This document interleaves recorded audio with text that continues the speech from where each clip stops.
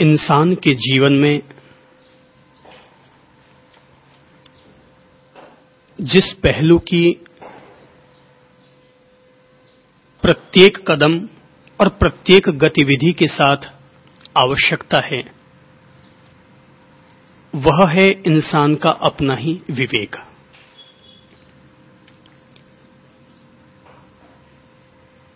विवेक इंसान के जीवन का सच्चा शिक्षक होता है। विवेक इंसान के जीवन का सबसे उपयुक्त शास्त्र होता है। विवेक में ही प्रकाश समाहित होता है और विवेक में ही हंस दृष्टि व्याप्त होती है। क्या प्रिय है और क्या श्रेय, क्या ग्रहण करने योग्य है और क्या त्याज्य, क्या उपभोग करने योग्य है और क्या उपयोग करने योग्य है, इन सारे भेदों के बीच में हमें क्या करना चाहिए, इसकी प्रेरणा विवेक के द्वारा ही इंसान को ग्रहण करनी चाहिए।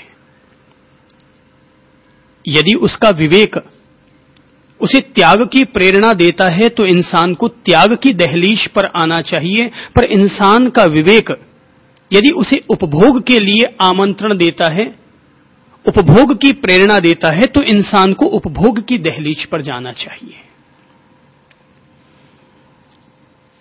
क्या उचित है और क्या अनुचित, इसका मूल्यांकन आखिर हम कैसे करेंगे?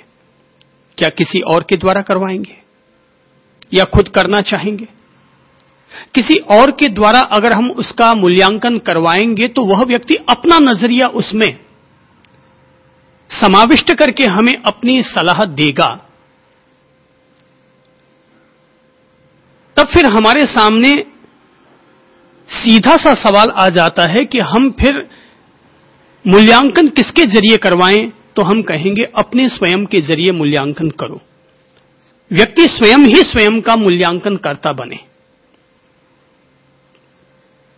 पर क्या इंसान जो कुछ भी मूल्यांकन करेगा, क्या वह सही होगा? इस हेतु ही इंसान को प्रकाश चाहिए, रोशनी चाहिए कि जो वह मूल्यांकन करे वह सही हो। तो यह मूल्यांकन मिलता है इंसान को विवेक के द्वारा। विवेक इंसान को प्रेरणा देता है कि तुम्हें ऐसा ही कार्य करना चाहिए जो तुम्हारे लिए भी हितकारी हो और दूसरों के लिए भी हितकारी हो। ऐसा कोई कार्य मत करो जिससे तुम्हारा तो मंगल हो पर दूसरों का अमंगल हो जाए। दूसरों को सलाह दो पर ऐसी सलाह मत दो कि उससे उसका तो भला हो जाए पर तुम्हारा बुरा हो जाए। यह विवेक है। विवेक इंसान के जीवन का शिक्षक है। और खास तौर पर जब यमराज अपनी ओर से प्रिय और श्रेय, प्रिय वस्तु और श्रेयकारी अर्थात कल्याण वस्तु के बारे में चर्चा कर रहे हैं, कल्याण पथ अर्थात पुण्य पथ। एक तरह से हम ये कह दें, एक है पाप पथ और दूसरा है पुण्य पथ। तो दोनों पथों में से, दोनों राहों में से किस राह का हमें चयन करना चाहिए, हमें कितने प्रतिशत प्रिय मार्ग को ग्रहण करना चाहिए और कितने प्रतिशत हमें श्रेय मार्ग को। आखिर हम अपना शारीरिक बल, अपनी मानसिकता, अपना मनोबल, अपना नजरिया, अपना लक्ष्य, अपनी वास्तविकताएं, वर्तमान विवशताएं, सभी चीजों को समझने के बाद ही हम यह निर्णय कर पाएंगे कि मुझे प्रिय के मार्ग का अनुसरण करना चाहिए या श्रेय के मार्ग का। भले ही व्यक्ति श्रेय के मार्ग पर जाए चाहे प्रिय के मार्ग पर दोनों के बीच में कहां कितने प्रतिशत हमें क्या करना चाहिए, इसके लिए जिस तत्व की जरूरत है वो है क्या है? विवेक। विवेक इंसान का गुरु होता है। बिल्कुल, ये आपका कहना बिल्कुल सही है कि विवेक तो हर व्यक्ति का अलग अलग होता है। जिस समय इंसान की जैसी कैपेसिटी होती है, जैसा उसका स्टैंडर्ड होता है, उसके विवेक का भी उतना ही स्टैंडर्ड हुआ करता है। एक आत्मज्ञानी व्यक्ति का विवेक अलग स्तर का होगा, एक सामान्य बुद्धि वाले व्यक्ति का विवेक अलग स्तर का होगा। तो आत्मज्ञानी व्यक्ति की क्रिया और गतिविधि भी अलग तरह की होगी और एक संसारी प्राणी की गतिविधि भी अलग तरह की होगी। व्यक्ति जिस लेवल पर होगा वही लेवल उसके ज्ञान का होगा और वही उसके विवेक का होगा।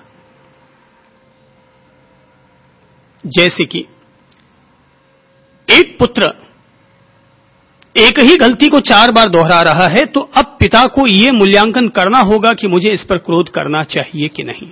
सामान्य तौर पर दुनिया का हर धर्मशास्त्र कहेगा कि क्रोध बुरा है, माना कि क्रोध बुरा है, लेकिन प्रकृति ने अगर किसी भी तत्व का निर्माण किया है तो कोई न कोई उसकी उपयोगिता अवश्य होती होगी, तभी क्रोध का निर्माण किया है, प्रकृति ने सृजन किया है। तो 4 बार समझा दिया फिर भी अगर बेटा नहीं मान रहा है तो तब हमें क्रोध नामक शस्त्र का इस्तेमाल भी करना चाहिए ताकि हम अपने पुत्र को सही रास्ते पर ला सके।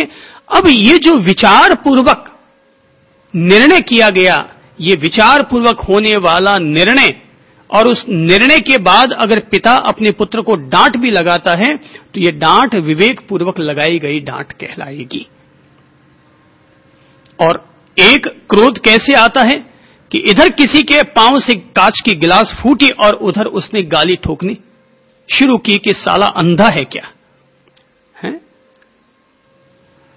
विवेक पूर्वक किसे कहते हैं कि व्यक्ति ने 1 बार 2 बार गलती को माफ कर दिया, फिर उसको एक हिंट्स दिया, फिर भी अगर वो ध्यान नहीं दे रहा है तो इंसान फिर तेजी खा करके उस बात को समझाना चाहेगा। यह कहा जाएगा कि व्यक्ति ने विवेक पूर्वक अपने कार्य को परिणाम दिया।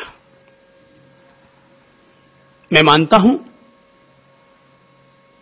कि विवेक पूर्वक किसी भी कार्य को व्यक्ति संपादित करेगा, वह हर कार्य इंसान को श्रेय की तरफ लेकर जाएगा, मुक्ति की तरफ लेकर जाएगा, कल्याण पथ की ओर लेकर जाएगा, बशर्ते वो विवेक पूर्वक हो। याद रखो, दुनिया में कोई भी चीज बुरी नहीं होती, न क्रोध बुरा होता है, न भोग बुरा होता है, न अहंकार बुरा होता है। अविवेक पूर्वक किया गया क्रोध बुरा होता है, अविवेक पूर्वक किया गया स्वच्छंद भोग बुरा होता है, अविवेक पूर्वक अर्जित किया गया अहंकार बुरा होता है। सब चीजों की अपनी आवश्यकता है। तो एक बात तय हुई कि इंसान के जीवन में जिस तत्व की आवश्यकता है वह है विवेक।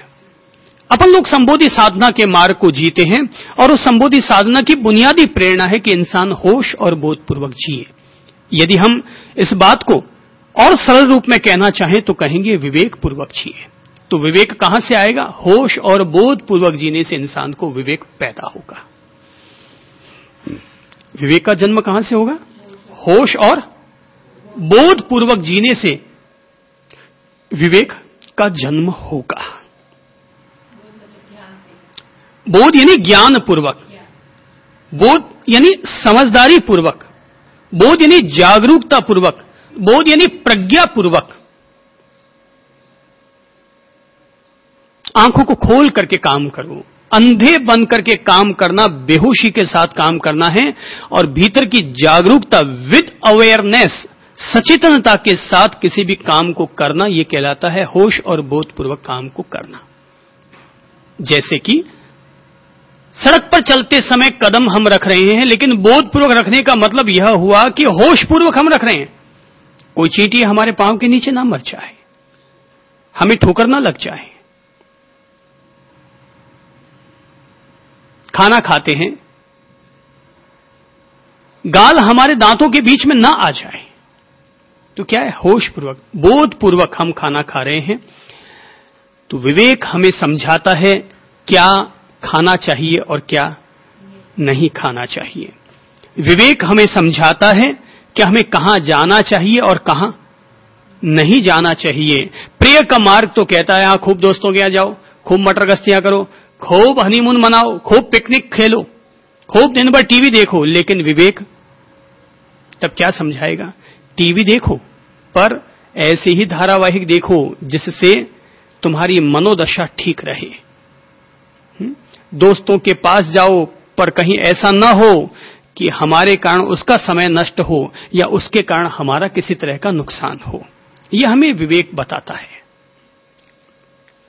तो एक होता है प्रिय का मार्ग, दूसरा होता है श्रेय का मार्ग। इन दोनों के बीच में जिस रोशनी की जरूरत है, जिस दीपक की जरूरत है, जिस चिराग की जरूरत है, वो है क्या है? विवेक, इंसान का विवेक। यदि हम विवेक पूर्वक अपने जीवन को जीते हैं तो हम निश्चित तौर पर नचिकेता की पात्रता को, आत्मज्ञान की पात्रता को अपने भीतर धीरे धीरे हम डेवलप, विकसित करते चले जाते हैं।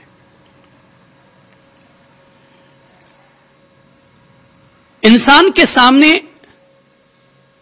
परिस्थिति बनती है, एक ही परिस्थिति बनती है, लेकिन व्यक्ति का व्यवहार उसके प्रति अलग अलग हो जाता है, नजरिया अलग अलग होता है। कैसे?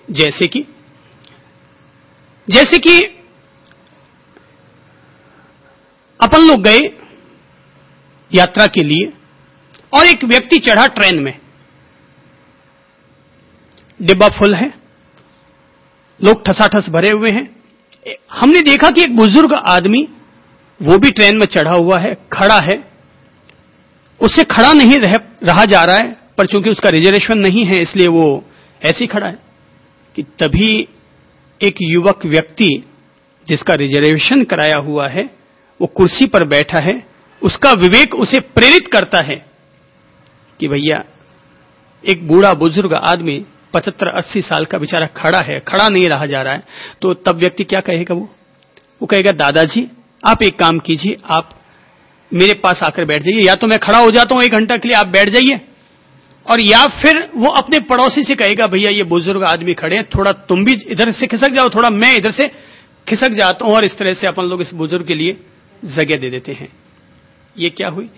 ये विवेक की बात हुई। देखिए मैं एक बात कहना चाहूंगा, अपन में से प्रत्येक व्यक्ति को जब मैं विवेक की बात कर रहा हूं तो ये याद रखना चाहिए कि आखिर मैं एक इंसान हूं, आखिर मैं एक इंसान हूं।